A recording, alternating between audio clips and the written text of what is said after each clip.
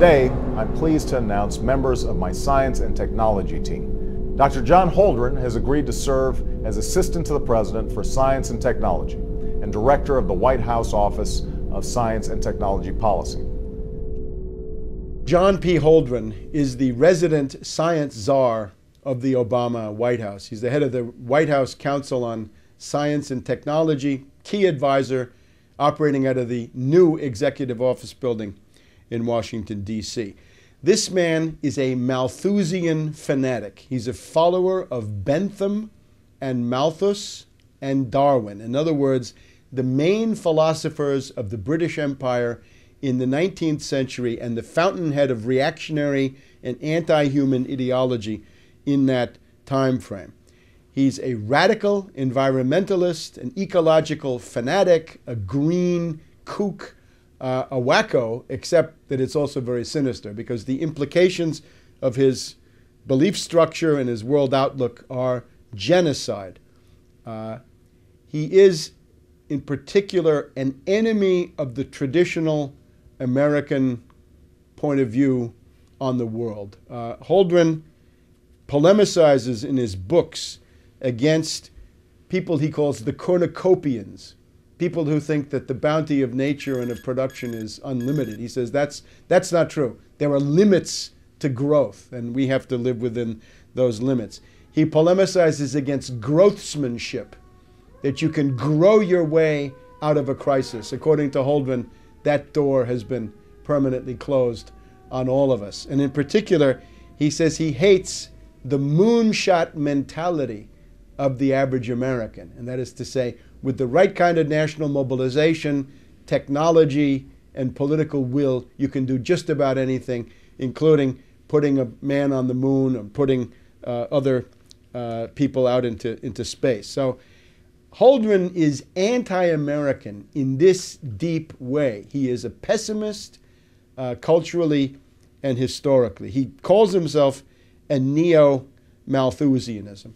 Now, the heart of his outlook is what he calls, he says that population is the root of all human problems.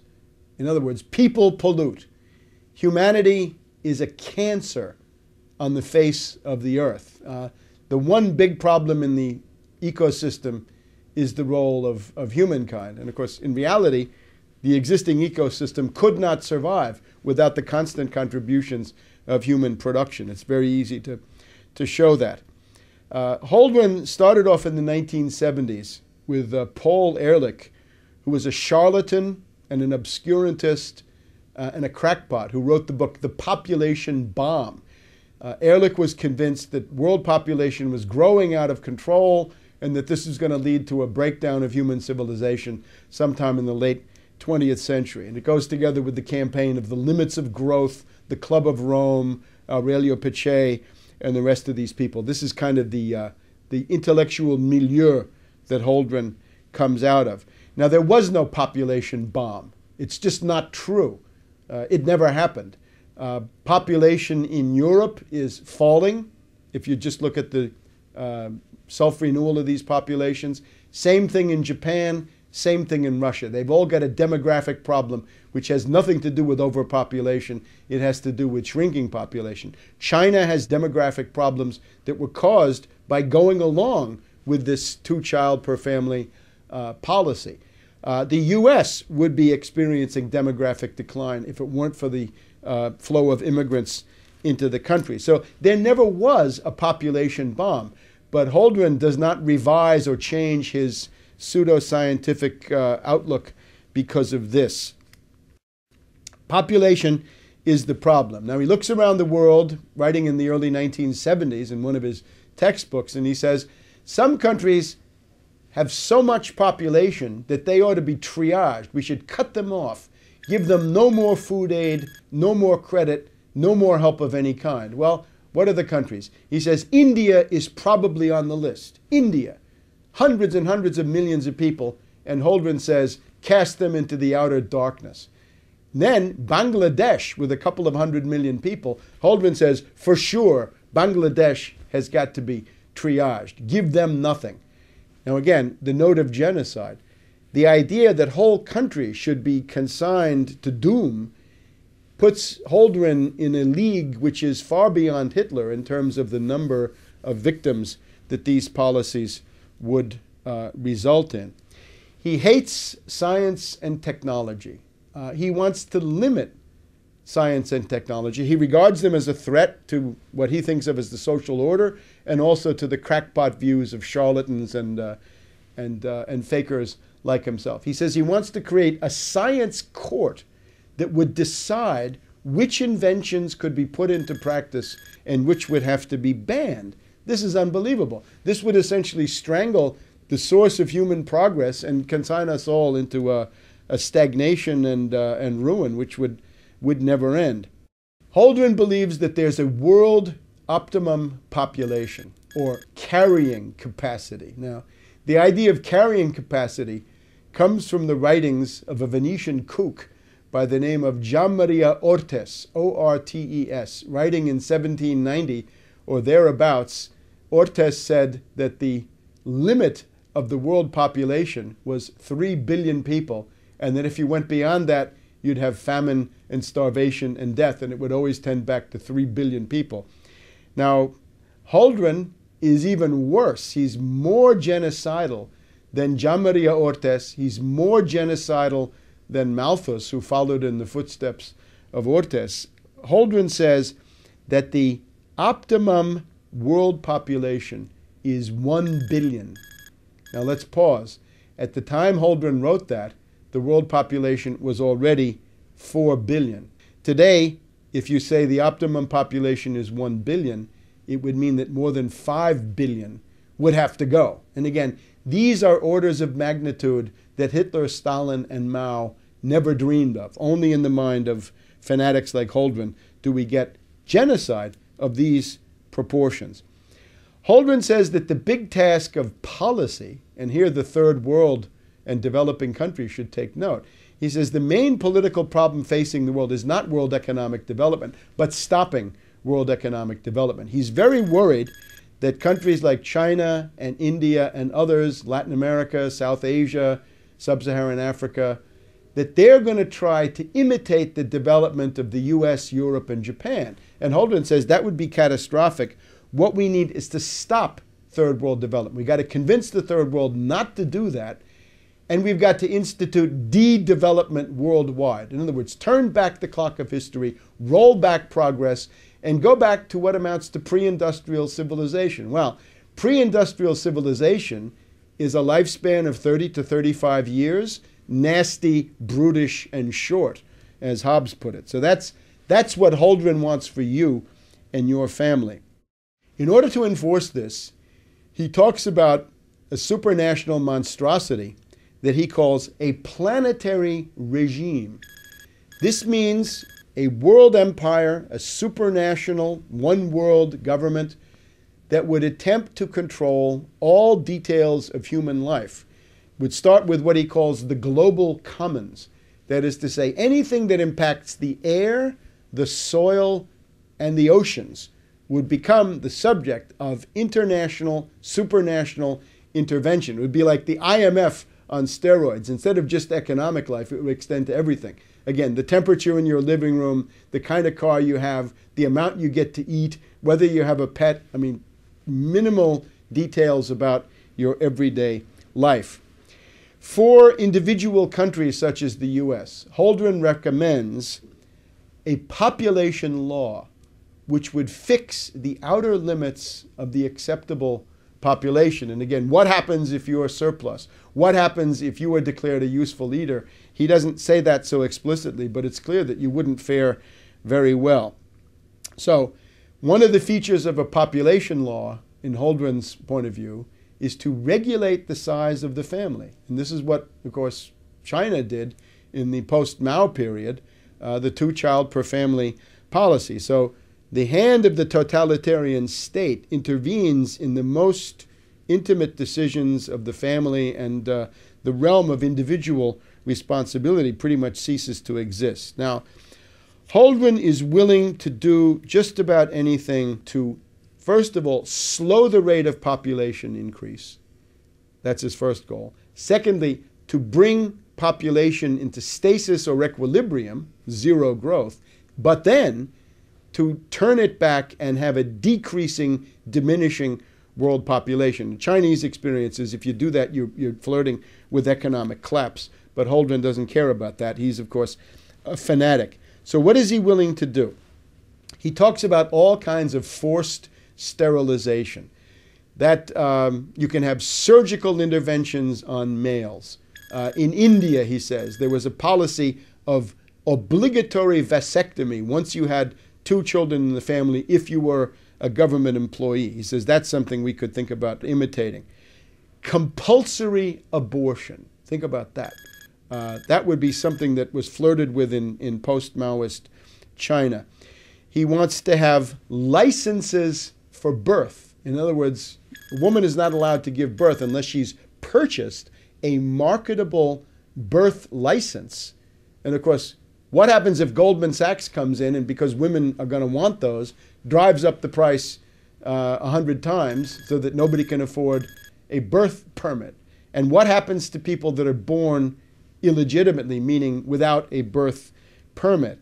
He wants to have things that have been done in the meantime. Norplant, I think, is an example. Subcutaneous chemical devices that are put into the flesh of women to prevent them from conceiving. So, forced sterilization, compulsory abortion, forced vasectomy, birth licenses, subcutaneous implants, all kinds of compulsory, obligatory methods. In terms of forced sterilizations, he says you could do this by putting chemicals in food and water, but he thinks that these other methods would be more effective. He also has other methods of persuasion, which are really coercion, that if you have more than 2 kids in the family, there's no more free public education for you. The 3rd kid has to pay to go to the public school. If you're living in public housing, which is the case in some countries, the 3rd kid gets you kicked out of the public housing and you become homeless. He's also in favor of violating the family by seizing babies. He says that if it's a teenager or a minor who has had an illegitimate child and there's no husband in the picture, then the government should come in and seize that child and have a policy of forced adoption to take care of that illegitimate child. You can see that Holdren is a collectivist. He is not a collectivist of the Marxist type, however. I would call him a collectivist in the tradition of Rousseau for 2 reasons. Remember, there are 2 Rousseaus. One is the Rousseau who says that the noble savage is the goal of human life. In other words, the more primitive you are, the less civilization you have, the better you are. Just if you think about that, Rousseau on that basis is one of the most influential philosophers of the current time, because it basically says primitive societies are better than corrupt modern society, so we should go back to nature and go back to the ways of these underdeveloped peoples. But then there's the other side of Rousseau, which is the collective will. The late Rousseau writes about the collective will and that the individual counts nothing compared to the collective will. This is essentially the philosophy of the reign of terror in the French Revolution, and that's pretty much where Holdren is. So I would call him a Rousseauvian fanatic in addition to being a Malthusian and a Darwinist and a Benthamite, and he wants to have the noble savage, roll back civilization, go back to pre-industrial civilization, or call it civilization if you want to, and at the same time he wants to impose the collective will. He even writes about infanticide. He says that infanticide is found in many primitive peoples, and he says, well, what that means is that these societies thought that the survival of the group and the collectivity was more important than the individual, so they didn't hesitate to kill babies, which implies Holdren's idea of civilization. It's a form of barbarity. Again, in Holdren's world, there are 2 main evils. One is overpopulation, the other is industrial pollution. In the world we live in, the main problem is poverty, ignorance, disease, backwardness, illiteracy, and the rest. The main problem of today's world is a massive underproduction of most of the worldly goods that humans need: food, clothing, shelter, transportation, jobs, housing, healthcare, all the rest. All of that is lacking. 1 billion people in the world we live in are on the verge of starvation because of the world food market situation and the fact that we have almost no food stocks left anywhere in the world. You've also got about 2 to 3 billion people right now who are living under €1 per day, under about $1.50 or $2. So Holdren looks at that world and says the reason for poverty is overpopulation. I would say no. The reason for poverty is underproduction of all the main things. Question for Holdren: if you have a bunch of people and you want to give them all a hat and there are not enough hats to go around, what do? I say manufacture more hats. Holdren says start cutting off heads. That's Holdren. In being a follower of Bentham and Malthus and Darwin in this administration of fanatics, Holdren is joined by others.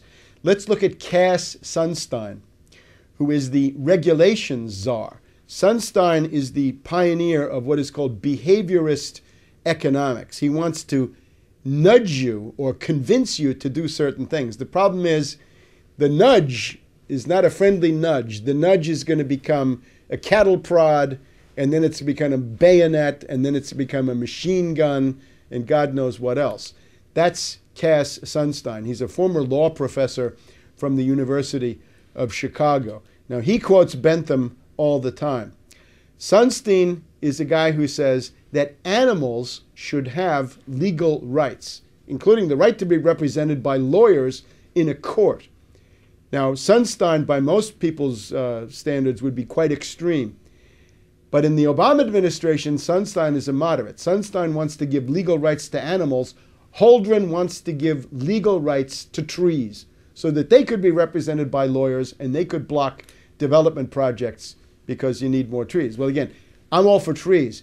You want more trees, plant them. During the New Deal, we had something called the Shelter Belt that planted a couple of 100 million trees across the midsection of the United States as an attempt to make the climate better. It was an attempt to deal with the Oklahoma Dust Bowl of the 1930s. The way you do that is to plant trees. Trees are fine, but again, with Holdren, we're going to have trees represented by lawyers stopping human needs from being realized. Generally speaking, the Malthusian, zero-growth, radical environmentalist, ecological extremist movement of the late 60s and early 70s is the precursor that prepares the ground for the radical deindustrialization of the United States in the late 70s and then into the 80s, the so-called Great U-turn, where the U.S. goes from being an industrial power to being a post-industrial rubble heap. Key moment is 1968 with the foundation of the Club of Rome, Aurelio Pache and Alexander King. Alexander King once admitted that the whole purpose of the ecological movement was to stop the economic development of the third world and make sure that there would be fewer brown and black people in the world, because this was a problem for the Anglo-Saxon master race, the way he looked at it. 1972, you've got this tremendous work of charlatans and crackpots, Meadows and Forrester, The Limits to Growth, which was that the world really should have ended already because the raw materials are being exhausted at such a rapid rate. So out of that, you get the green movement, the greening of America, and the coming of something that you didn't have before, was a mass constituency for radical environmentalists. In particular, Malthus used to be a dirty word among leftists because he was considered a British imperialist. Marx and Engels had to attack Malthus because otherwise they couldn't function in progressive circles. But by the 1970s, thanks to this, Malthus and Darwin become good guys when, of course, they're really very bad and both charlatans and crackpots. So that's sort of the preparation. You've also got people saying that a service economy is better, the so-called Triple Revolution Committee. You've got the government of Edward Heath in Britain and Harold Wilson of the Labour Party saying quality of life is more important than production. All of these are ways to begin arguing the idea of deindustrialization. The way you get it, though, big time in the U.S. is Paul Adolph Volcker of the Trilateral Commission, appointed by Jimmy Carter of the Trilateral Commission. And what Volcker then does is he gets the Federal Reserve. and he raises interest rates to unprecedented levels, a 22% prime rate, meaning that for most people, the interest rates were 30% or even more. And that's for mortgages, for various kinds of business financing and so forth. What Volcker was able to do was to essentially destroy the industrial base of the United States. It became impossible to produce with credit costing that much. Some people compared this to Keynes, right? Keynes said, well, let's have inflation as a cure for depression. And Volcker came back with, no, let's have depression as a cure for inflation. And that's pretty much what he did. He pitched the United States into an industrial depression, which has never ended, wiped out large parts of basic industry, steel mills, chemical, rubber, and all the rest. This is where the jobs went. If you remember Obama's bitter Klinger quote, he says, 30 years ago, the jobs went away, and now we have these bitter people clinging to God and guns and anti-trade. Well, how did those jobs go away? That was Volcker. The industrial base of the U.S. was gutted and destroyed by Volcker, and with the environmentalists there, this could be greeted as something good. The resistance to this in the Democratic Party was paralyzed because, well, it's a good thing after all. We won't have any more smokestacks. Well, instead of smokestacks, you're going to have a declining standard of living, and this is what goes together with it. Since about 1967, the U.S. standard of living has declined by 2/3, and that includes average hourly earnings. It includes the fact that the usual measures of inflation don't tell you how much inflation has been. It's much more because you have to include medical care, insurance, and other things that are not really reflected in the market basket. You're working about 6 weeks more per year. So you've got a longer work day, a longer work week, and a longer work year. Vacations shrink, and the work year is extended by about 6 weeks altogether. The other thing that you've got is your commute is much further, and you're sitting in traffic for a total of about 2 to 3 weeks just sitting there, in addition to whatever the length of your commute would be. If you add all of that together in terms of the burden of economic life on the average standard of living and quality of life, you will find that the U.S. standard of living has indeed declined by 2/3. You can look on shadow government statistics. Their index confirms my finding. It goes from about 300 in the late 60s, early 70s to about 100 today, meaning you've lost 2/3 of your standard of living. So deindustrialization leads to immiseration. It means that the middle class standard of living is destroyed.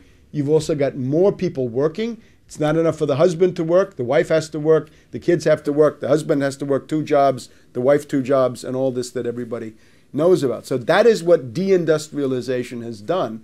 And that would have been difficult to do without the ideological preparation of green fanatics like Holdren, Ehrlich, Paddock, Meadows and Forrester, the Club of Rome, and collected charlatans and extremists of the 1960s into the 1970s.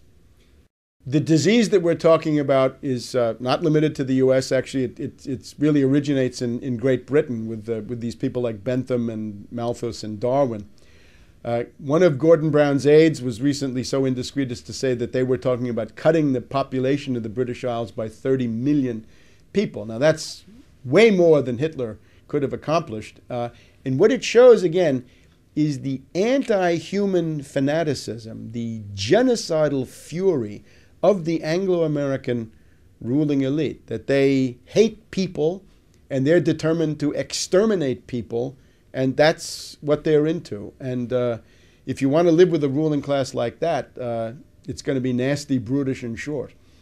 The origins of eugenics, racist thinking, race science in the U.S. go back in particular to the Harriman family. Averell Harriman was the son of Harriman, the railroad builder, who had been attacked publicly by Theodore Roosevelt as a robber baron, as a public menace.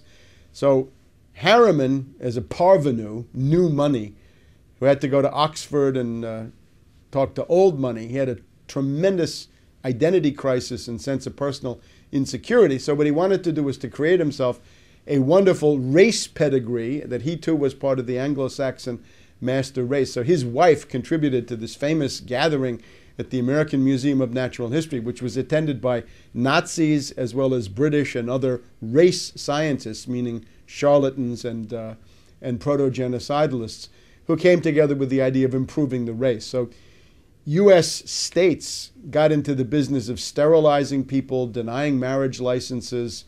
You have these stories, the Kallikaks and the Jukes in New York State and similar things. The Nazis actually said, the U.S. has beaten us to the punch in terms of eugenics measures. So in some ways, they were actually following in the footsteps of what Harriman and this faction had done in the United States. Now, Bush the Elder, in his first congressional term, when he was representing River Oaks, Houston, Texas, elected in 1966, it was a district that had to be tailor-made, designed for him, as part of a redistricting, so he could finally get elected after he failed to get into the Senate from Texas against Yarborough in 1964. Bush became the champion of eugenics. He brought in Shockley, Herenstein, and these other fanatics, right? The sort of bell curve school, the precursors of that. In other words, people who talk about racial inferiority of the non-white races and things of this sort. These people were outside the boundaries of respectability because of the backlash against the Nazis. But Bush the Elder did everything he could to make them respectable. He brought them to Congress. He let them lecture groups of members of the House and so forth. So much so that Wilbur Mills, the head of one of the key House committees at the time, coined the term "rubbers Bush." That George Bush the Elder was so interested in contraception for the lower orders that he was rubbers Bush. Now, the idea that I think with Bush the Elder was he believes in the Anglo-Saxon master race. The problem is if you believe in that, you got a problem of numbers because there are so many other people who are not part of this. So what are you going to do? You've got to do something to limit the population growth and probably turn it around among the non-white populations in particular. So I think that is the one thing that Bush the Elder actually believes in as a fixed point of ideology. John P. Holdren, the current Obama population czar, John P. Holdren, the White House science czar, is very much in the tradition of this Harriman eugenics movement, which was rubbing elbows with the Nazis in the 20s and 30s. Things like compulsory abortion, compulsory sterilization, taking children away from parents, preventing marriages, marriage licenses that you have to pay for, implants and other things to prevent birth. This is all in the Nazi or quasi-Nazi tradition of the 20s and 30s. The mentality of oligarchy does not change. We have to remember that as long as there are human individuals, you're going to have the one, the few, and the many. There's going to be one person, small groups of people, and large masses. So this is always going to be with you. These are ontological categories of human existence. The problem you have is if you have the dictatorship of the one, that's a fairly clear-cut problem. If you have the spontaneous mob of the many, that's a problem that people can also recognize. But what you tend to have in human civilization is the rule of the few, the oligarchy, the iron law of oligarchy, studied by German sociologists in the late 1900s. Now, the purpose of an oligarchy is really only one thing. A tyrant can have a project. A mob can have a goal. But an oligarchy is there to do one thing, to perpetuate oligarchy, to give it more and more power and allow it to exist. The mentality of oligarchy always depends on the idea that there's an elite and a mass. And there can't be anything in between. There's really no room for a middle class in oligarchy. So the elite has to justify itself based on what? Why should they rule? Are they smarter? Are they more efficient? Are they better? They're probably none of those things. They're probably inferior in many ways. So they've got to find other ways to justify what is an irrational principle of domination. So oligarchs generally find ways to argue that the mass of people are inferior, that their lives are not worth living, and indeed that they're closer to animals than they are to the elite. So whenever you have an oligarchical elite, they're always going to try to portray the masses as ignorant beasts, inferior, or whatever else it is. And that's what we see. This is very strong in the Anglo-American world. The U.S.-British tradition is not that of a dictator. Stalin, Hitler, this you generally don't find. It's also not so much in the notion of mob rule and demagogy of that sort, although occasionally it is. Generally what you have in terms of real power is an oligarchy. So this oligarchy is inherited from Venice, from the Venetian Republic of the Middle Ages, and it's transferred into Britain between 1500 and 1600 or so in the form of the Whig Party, the top aristocratic party, which rules Britain from the early 1600s really until about 1832 and the Reform Bill. So it's an oligarchical system. The US and the British are a polycentric oligarchy where you can't say the Bilderberger runs it, or the Trilateral, or the CFR, or Bohemian Grove, or whatever it is. All of those are power centers that jostle each other and coexist. But what they amount to is an oligarchy. If you have a tyrant, you can convince the tyrant to change policy. It can be done. But to change an oligarchy, as Plato points out, is harder because you've got to convince so many different ones, and as soon as you convince some of them, you've deconvinced others because those are the enemies and they hate the ones that you've convinced. So that's the problem that we face in the Anglo-American world. The Club of Rome is a group of old fascists, for want of a better word. Aurelio Pichet was the most prominent guy. He had been a fascist for Mussolini in the Balkans during World War II, done all manner of crimes there. And then we have his associate, Alexander King, who admitted that embarrassing thing, that the purpose of this was to express the genocide of the Third World. In other words, that it was designed to make sure that there would be no Third World development, that therefore the black and brown people of the world would not become numerous. So the Club of Rome is already the beginning of a genocidal mentality in which Holdren and Cass Sunstein and other people in the Obama regime participate. Naturally, as this becomes more extreme, as the breakdown crisis gets worse, and it is getting worse, as the depression deepens, you get into the definitions of useless eaters, lives not worthy of being lived, non-productive culls, they're called sometimes, surplus population, as Scrooge said, following Bentham and Malthus. And how many are there of such people? As the depression gets worse, it gets to be more and more of the population that are useless eaters and non-productive culls. So the problem that we face is the ideology has deteriorated.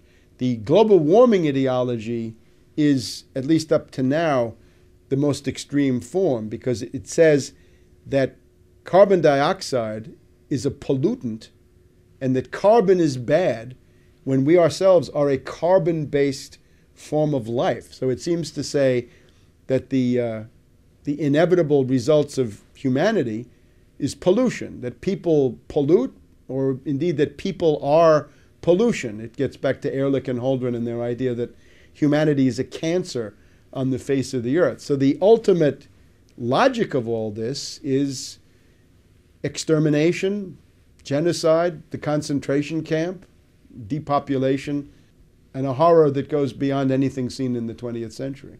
That's where Obama is essentially leading. When Holdren is confronted with his published works, the body of work on which his scientific credentials rest, he wants to run away from them and say that he's no longer the environmental extremist that he once was, that his genocidal fury has mellowed with age. But I wouldn't believe that for a minute. It's just that he's become a little bit more sophisticated politically, and he's seen how damaging it is when people throw that stuff at you. It's, of course, a monstrosity that he was allowed to get through that confirmation process in the first place. In terms of genocide, genocide entered the U.S. policy realm in an overt way with this National Security Memorandum 200 by Kissinger in the 1974-75 period, which said that if you have population growth in third world countries, they will compete for the limited natural resources that the U.S. intends to monopolize.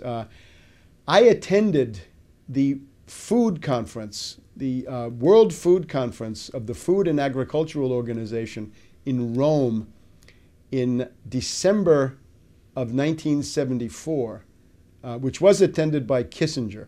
And I put out some leaflets at this FAO conference in Rome in late 1974. And in response to that, the UN bureaucracy kicked me out of the conference, not for disrupting anything, but simply by pointing out the obvious implications of what was going on.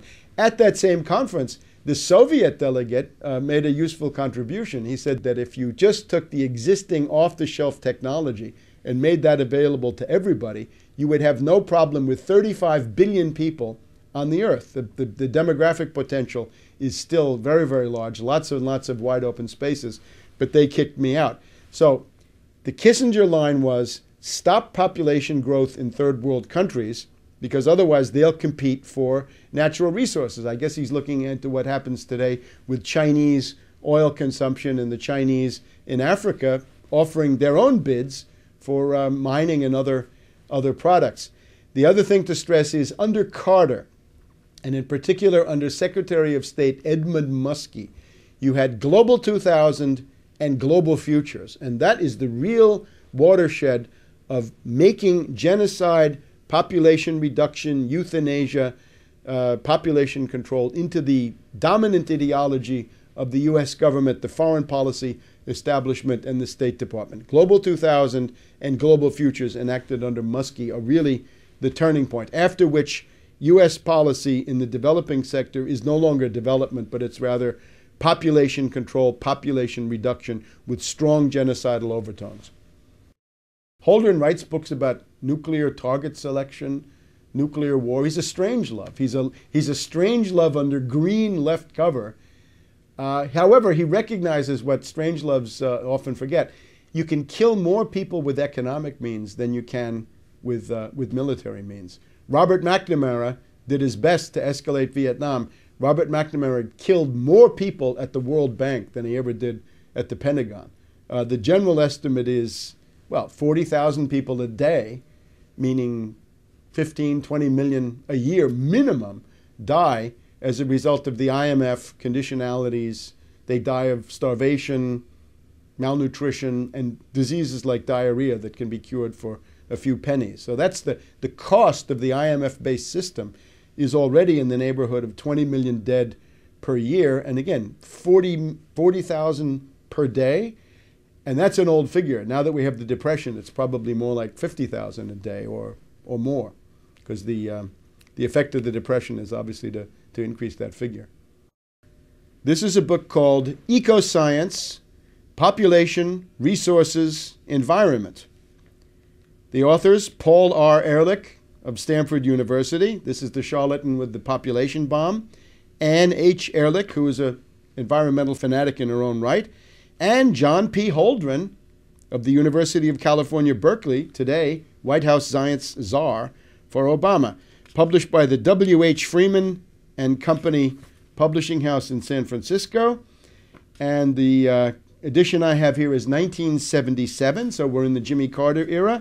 First edition, 1970, second edition, 1972. And as you can see, this is a hefty tome. This is the best part of 1,000 pages, more than 1,000 pages.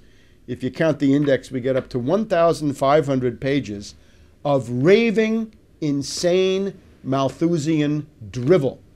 And he tells you he's a Malthusian, a neo-Malthusian. He loves Darwin. He loves the struggle for existence and the survival of the fittest. And in some ways, he wants to bring that into human society. Now, the heart of the book, I think, for political purposes, has to do with the measures that Holdren proposes to implement as a means of slowing, stopping, and reversing population growth. The heart of the book, I think, starts on page 783. Population control, direct measures. You've got to convince people of the necessity of reducing population. For example, one thing he quotes approvingly, a case in point was the sudden imposition in 1976 of compulsory sterilization in some states in India and for government employees in Delhi, following 2 decades of discouraging results from voluntary family planning. So let's make it involuntary, compulsory, obligatory, and we're going to come in with compulsory sterilization. Let's jump ahead to the involuntary controls. In the 1960s, it was proposed to vasectomize all fathers of 3 or more children in India. India entertained the policy of compulsory sterilization, and if they had really done it, then they would have been better off, as Holdren says.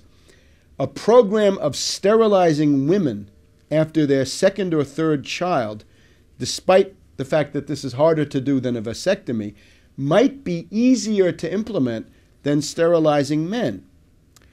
Other than that, Holdren is interested, and again on page 787, the development of a long-term sterilizing capsule that could be implanted under the skin and removed when pregnancy is desired. Well, this is Norplant, and that's been implanted in victim populations in U.S. inner cities now for a couple of decades. One of the problems is, how do you get it out?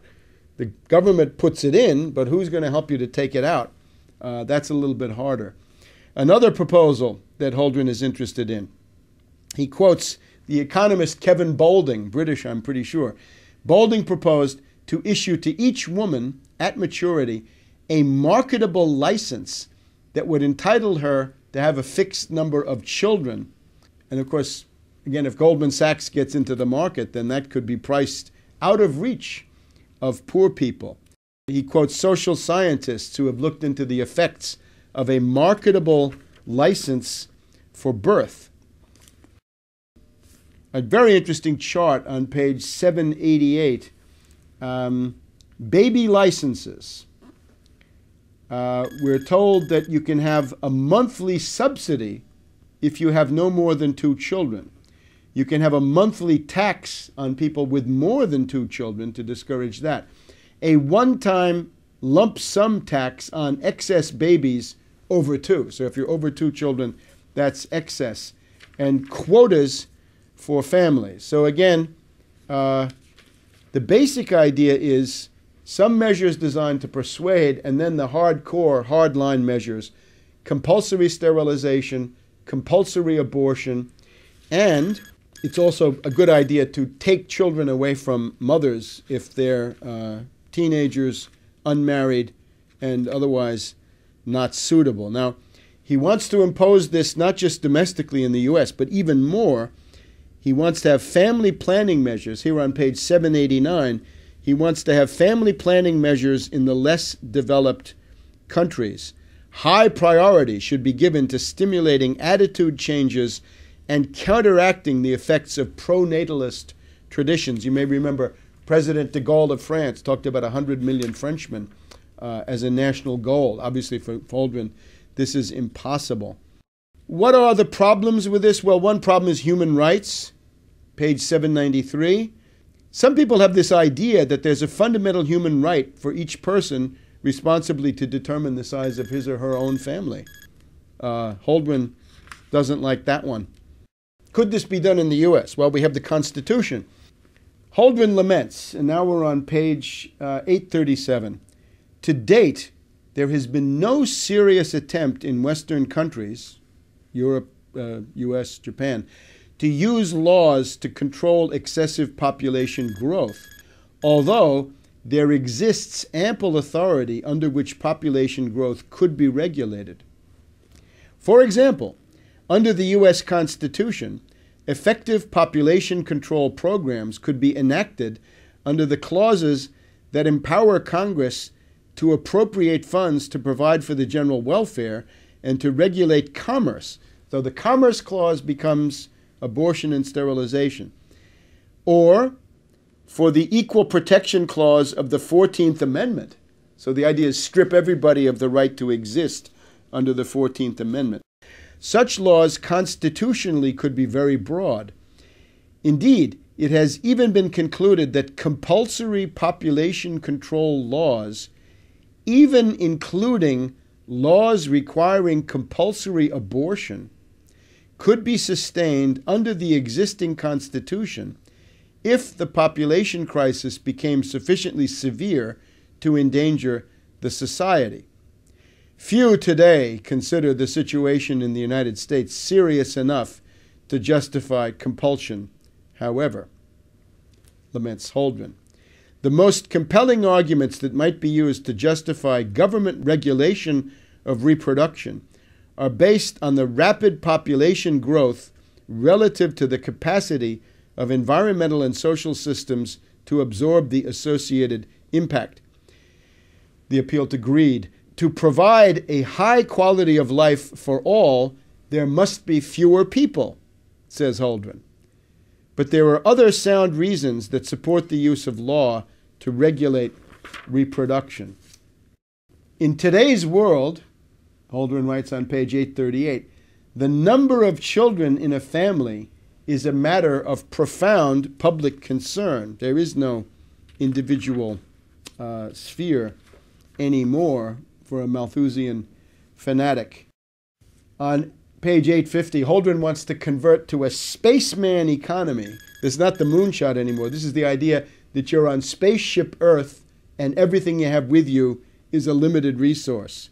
So what you've got to do is reduce throughput of raw materials in industrial processes. He quotes a fellow crackpot, Herman Daly, who has suggested a specific mechanism for accomplishing population reduction. Put strict depletion quotas on the natural resources of the United States, meaning that you couldn't use more than 2 or 3% of the existing oil or minerals or whatever it is. The problem with that is, what we've found since the publication of the Limits of Growth is that the available stocks of most raw materials have grown. They haven't gone down, they've gone up because you find more than you use.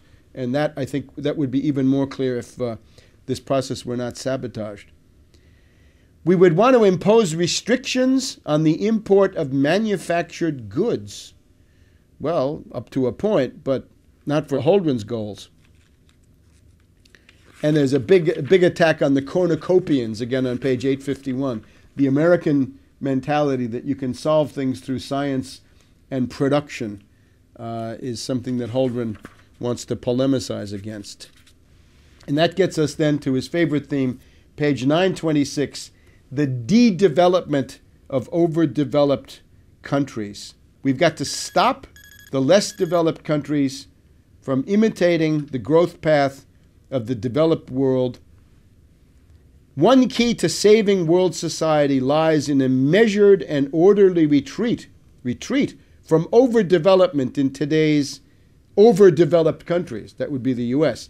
A process we will label, for want of a better word, de-development. So if you thought your living standard was too low, Holdren is here to tell you your living standard is too high. You should be de-developed.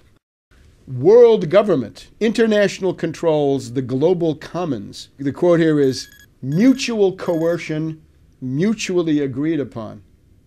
The New World Order.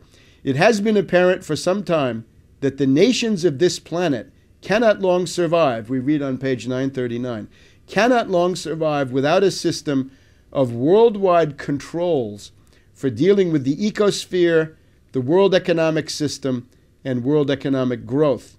Such a system must be, above all, capable of resolving national differences. This is the basic conclusion of the distinguished professor of international law, Richard A. Falk, as he analyzed the situation, exemplified by the projections of alternative future scenarios. We might enter a plea here for surrendering some national sovereignty to a world government. But it's unfortunately clear that there will not be a supranational government in the foreseeable future. But now 30 years have gone by, and maybe this is within reach at the Copenhagen Conference in December of 2009. So we get the U.S. environmental program. And again, in the conclusion, the summary of this is there are two factions on Earth. We have the cornucopians. We can call them the growthsmanship group. the moonshot mentality. Those are people who say science, technology, and industry can solve any problem with political will and the proper effort. And that's pretty much how humanity has survived up to now. But that's the wrong path, according to Holdren. We've got to become neo-Malthusians.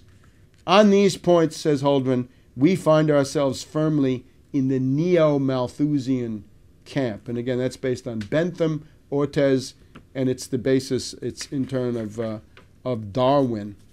This is a cookbook for the extermination of humanity beyond what he thinks, because the essential predicament of humanity is realize progress or collapse. If you look in historians of world history, like Toynbee, he's got a catalog of, 20 different world civilizations, and they've all collapsed except one. And generally they've collapsed from within, and they've collapsed to a very significant degree because of thinking like this, that there's a limit to growth and that the privileges of an oligarchy are more important than the standard of living and the success of the individual human family. So this is a cookbook for the extermination of humankind, right? Those series that you see on the History Channel. What if there were no people? Well, Holdren has been blazing that trail for quite a while. This is an ultra-Hitlerian genocidalist who's today operating out of the White House in Washington, D.C., and it's time to kick him out. Maurice Strong of Canada is a British imperialist functionary, close to Holdren in his outlook.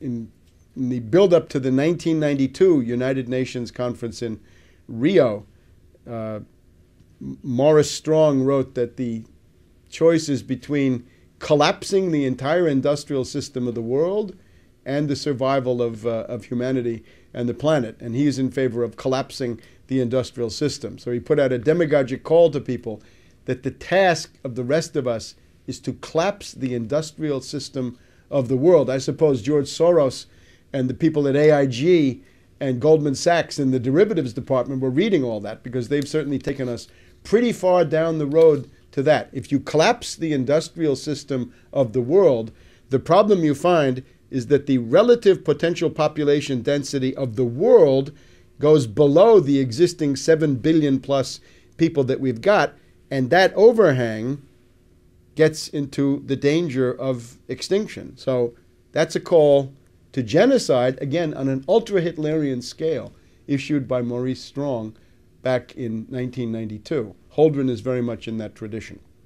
Ehrlich and Holdren and their ilk are crackpots, charlatans, and quackademics, in the sense that their method is fundamentally wrong. The predicament of humanity is that at any given moment in time, with the existing technology that you have, you face a finite world of natural resources, except that what you can use as a natural resource is already defined by the technology you have. So if you expand your technological repertoire and armory through scientific discovery and technological development, you can define increasing areas of the natural world as usable natural resources. And that's what we've done up to now. If wood is not enough, get coal. If coal is not convenient, get oil. If oil is not enough, get nuclear. If nuclear has problems, get thermonuclear. Look at antimatter. Look beyond, and still beyond a horizon that we can't even see at this point. The essential human condition is realize progress or collapse. Advance in science, technology, and industry, or you will soon cease to exist. And that's the fundamental human premise that this lunatic, Malthusian, Darwinian, Benthamite school, Ehrlich, Holdren, and the rest of them, deny. The president, I think, has surrounded himself with some of the most brilliant choices. Dr. Holdren, I don't want to embarrass you, but I sometimes refer to you as walking on water.